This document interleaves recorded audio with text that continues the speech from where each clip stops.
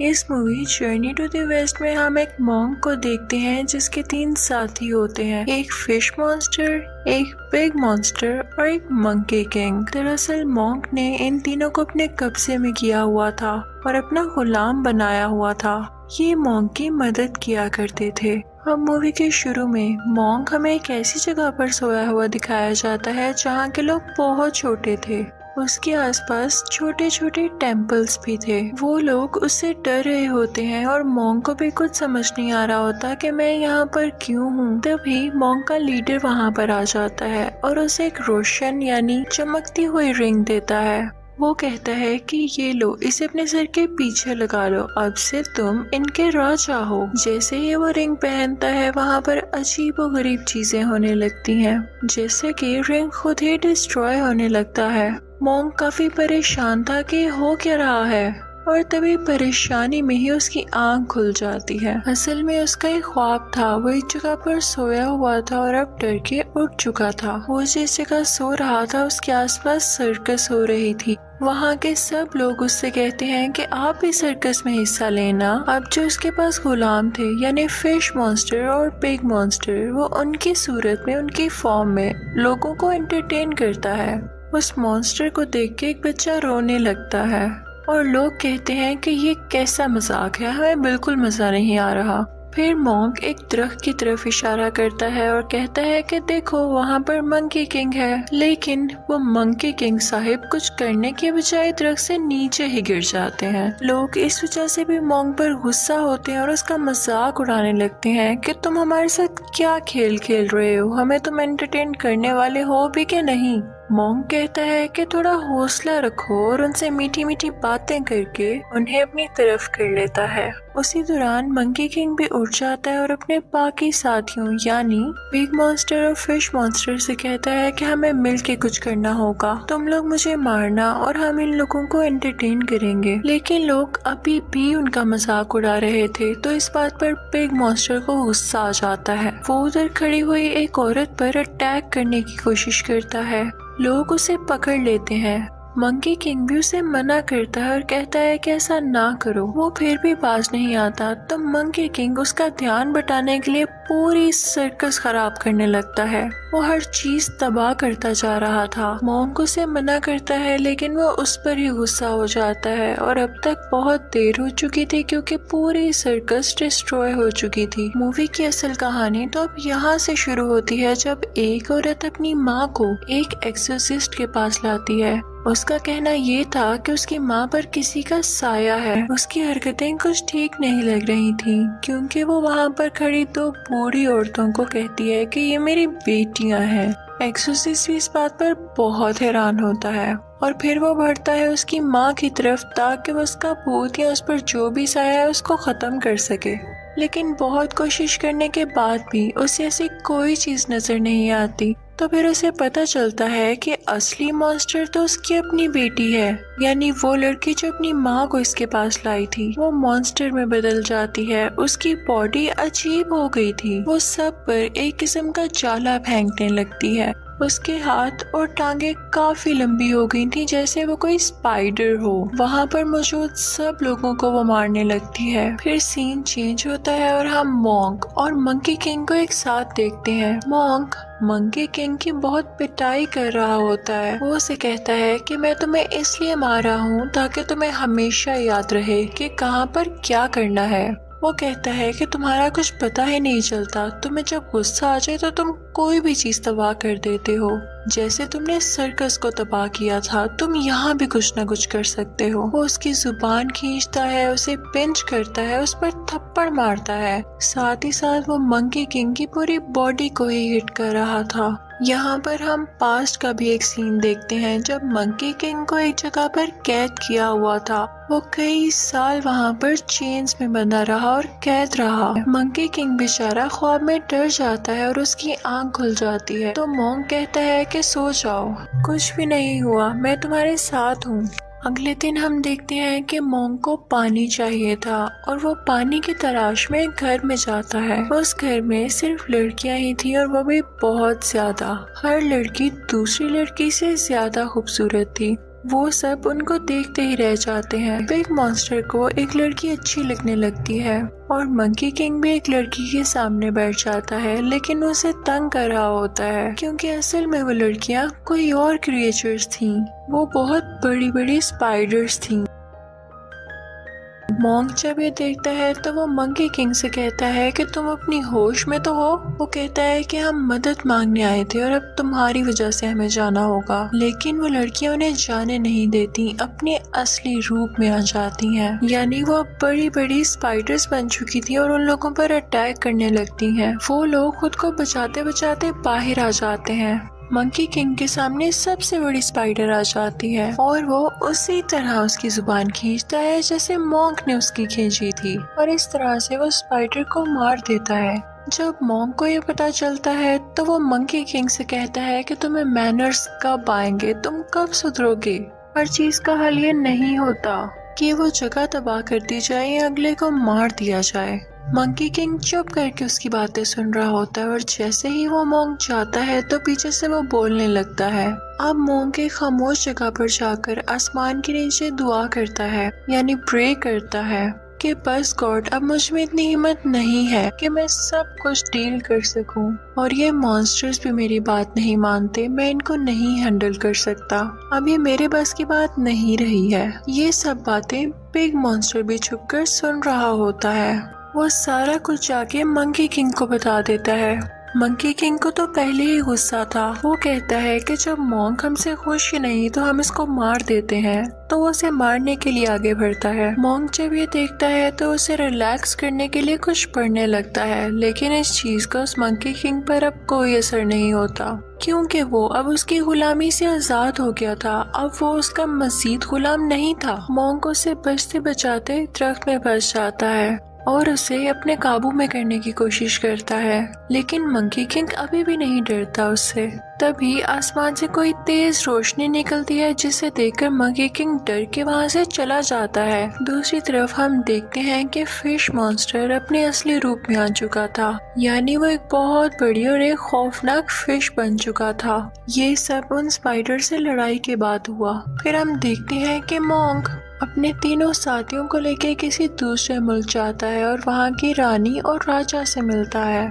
उस मुल्क के लोग उन्हें देख के काफी हैरान हो रहे होते हैं क्योंकि वो अजीबोगरीब मॉन्स्टर्स थे। रानी उनका बहुत अच्छे से वेलकम करती है। फिर वो लोग राजा से मिलते हैं तो राजा उन लोगों से कहता है कि हाँ, क्या लाए हो मेरी खिदमत में, मुझे किस तरह से एंटरटेन करोगे। तो मॉन्क और उसके साथी कहते हैं कि हम जानते हैं एंटरटेन करना, और ये कहते ही वो उसके सामने अजीबोगरीब हरकतें करने लगते हैं जो कि बिल्कुल भी फनी नहीं थी। राजा को ये देख के काफी गुस्सा आता है कि ये मुझे पागल बना रहे हैं। वो उन्हें अपने महल से बाहर निकाल देता है कि ऐसी हरकतें पागल करते हैं, अपना इलाज करवाओ जाकर। मॉन्क जब बाहर आता है तो उसे अपनी बहुत ज्यादा इंसल्ट फील होती है। वो मंकी किंग को फिर से मारने लगता है कि तुम लोग कोई काम ढंग से नहीं कर सकते हो, और फिर उसे एहसास होता है कि वो तो खुद था जो कि अजीबोगरीब हरकतें कर रहा था।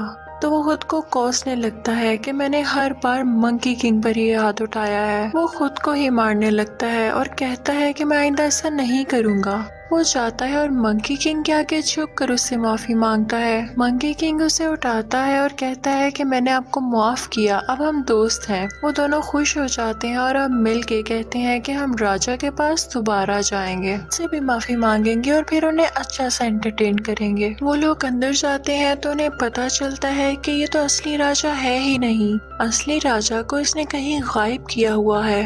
मंकी किंग चाहते ही उसे थप्पड़ मारने लगता है ताकि वो गुस्से में आकर अपने असली रूप में आ जाए। जैसा वो लोग चाहते थे वैसा ही होता है, वो गुस्से में आकर अपने असली रूप में आ जाता है।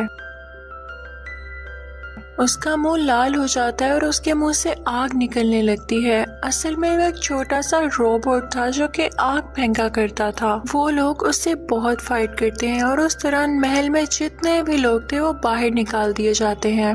मंकी किंग क्योंकि बहुत गुस्से वाला था तो उसे बहुत जोर से हिट करता है जिससे वो दूर जाके गिरता है। फिश मॉन्स्टर इस चीज का फायदा उठाते हुए अपने मुंह से बर्फ फेंकता है जिसकी वजह से वो रोबोट फ्रीज हो जाता है और फिर वो जाते हैं असली राजा की तलाश में। उस रोबोट मॉन्स्टर ने असली राजा को जमीन के नीचे कैद किया हुआ था। मॉन्क उस रोबोट राजा को कैद करके रानी को दे देता है और असली राजा को बचा लिया जाता है। असली राजा मॉन्क और उसके साथियों से बहुत खुश था और वो कहता है कि मांगो, तुम्हें क्या चाहिए।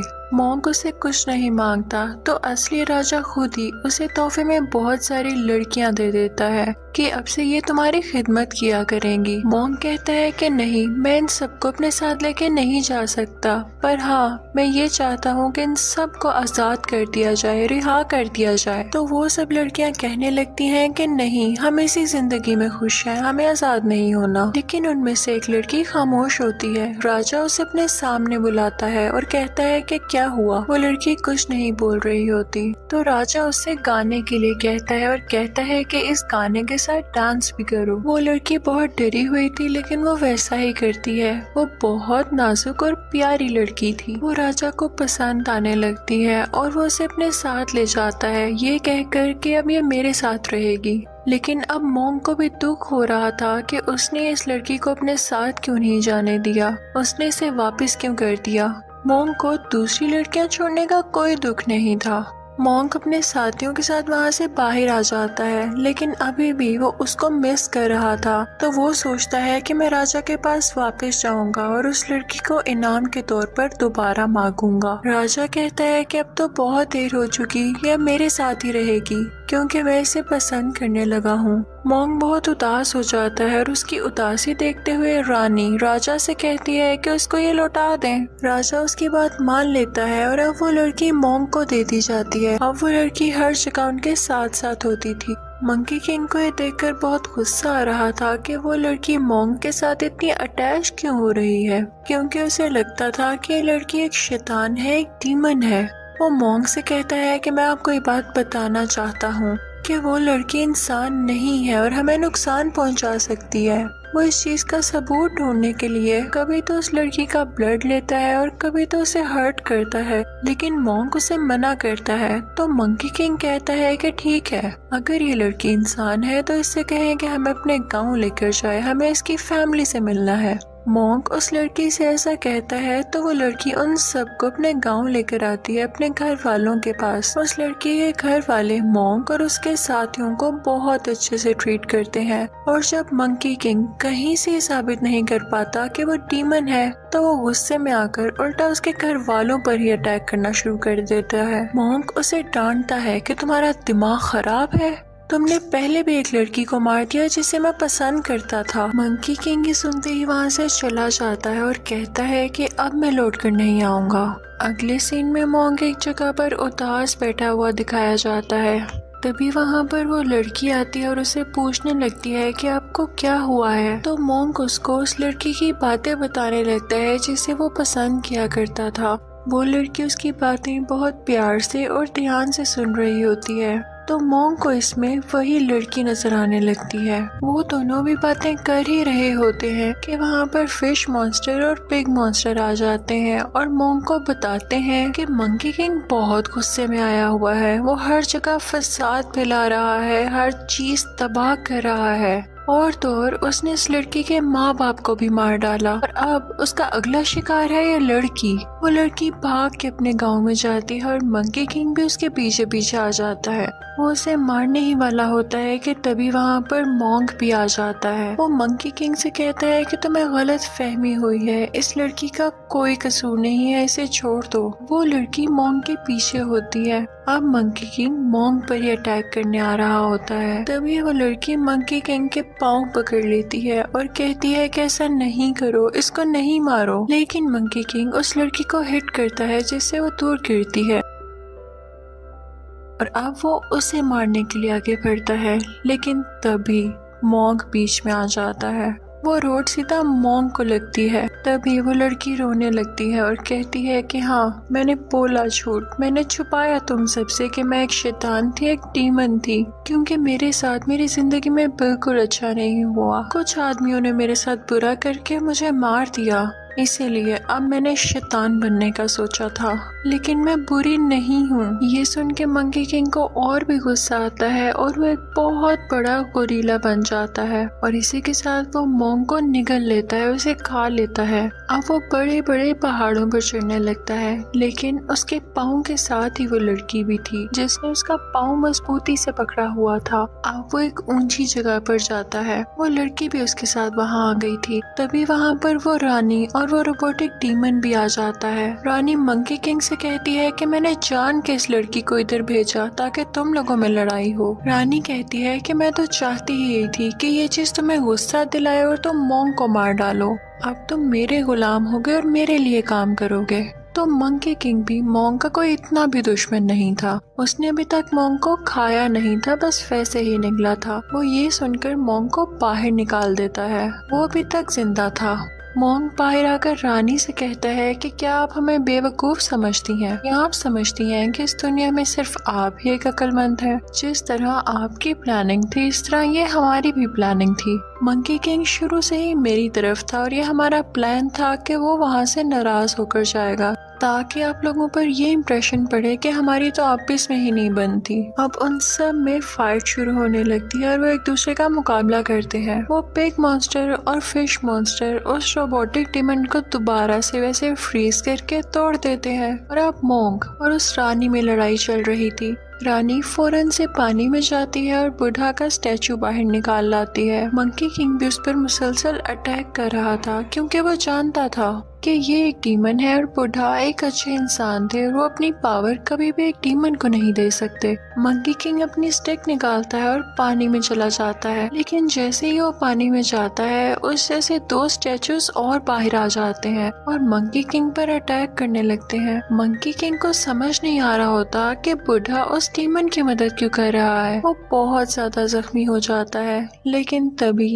एक बड़ा सा हाथ पानी से बाहर आता है जो कि रियल यानी असली बुढ़ा का था। वो उन तीनों स्टैचूज को डिस्ट्रॉय कर देता है और मंकी किंग की जान बचा लेता है। उन स्टैचूज के डिस्ट्रॉय होने के बाद वो रानी मंकी किंग के हाथ में आके गिरती है, तो तब बुढ़ा की आवाज आती है कि अब सुधर जाओ। उस रानी को कुछ होने लगता है और वो अचानक से गोल्डन ईगल में बदल जाती है जो कि उसका असली रूप था और फिर बुढ़ा उसे अपने साथ ले जाते हैं।